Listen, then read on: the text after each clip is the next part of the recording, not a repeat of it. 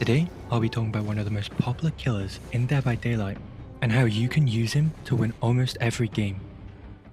The Mastermind, also known as Wesker, has two main parts to his ability, and I will talk about how you can use this to your advantage. Towards the end of the video, I will also include a great build for Wesker and how survivor players can counter him. Virulent Bound is the first and main part to Wesker's ability. This attack grants you up to 2 dashes, where you can grab survivors if you collide with them. This allows you to catch up with survivors, closing the distance and being able to end chase, so then you can focus on other survivors or gens.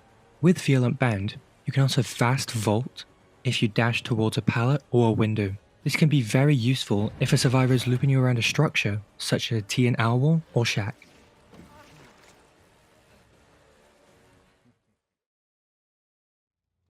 With Virulent Bound, you can either grab or throw survivors.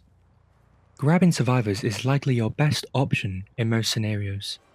And to do this, you will first have to collide with a survivor and then another object, such as a wall, which will allow you to deal 1 health state of damage towards them.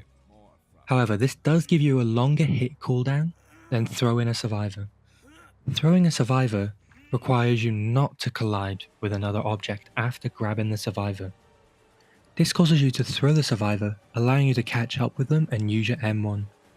To use your throw most effectively, you should throw the survivor at a nearby object. This makes them fall closer to you so that you can catch up with them quicker, allowing you to get an easy hit on them.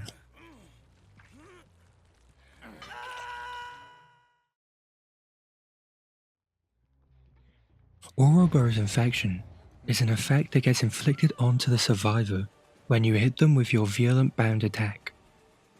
When the infection has hit its max state after you successfully grab a survivor, you will automatically grab them instead of dealing a health state. It also inflicts the survivors with the hindered status effect, which reduces their movement speed so that you can catch up with them easier.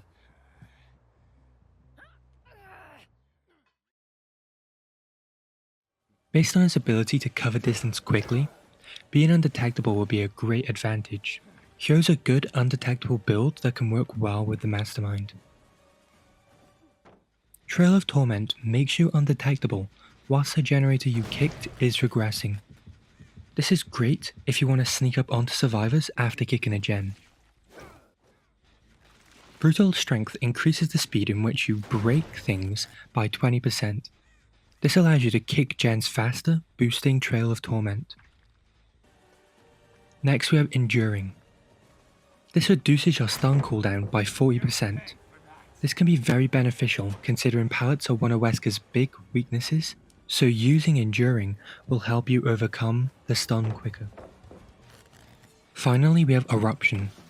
When you hook a survivor, all generators that you have damaged explode and start to regress. This also works well with Trail of Torment, allowing you to pressure multiple gens and gain undetectability. For the final part of this video, I will talk about how to counter Wesker as a survivor. It can be difficult considering he can catch up with you pretty easily, so to counter him, you should try to take him to a more closed off area, such as downstairs in the game. This is more difficult for him to use his Virulent Bound attack because he doesn't have an open area to use his dash. Because you are in a closed off area, he'll also struggle and start colliding into walls instead of you. You can also use open areas to counter him by taking him into an area where he can't grab you, so he's forced to throw you, allowing you to extend the time of your chase. If you have neither of these options available to you, you can learn to do a 360 or 180 around the killer. This allows you to either circle around the killer or turn and run away from them. Usually this is used to bait the killer into swinging, but in this situation, you could use it to dodge Wesker's attack and run away. If you are finding this too difficult, you could also just try turning left or right and running straight so then the killer dashes away from you, which works just as well and extends chase. For all of these, you will also need to look behind you. This will allow you to know what the killer is doing and when he's about to dash.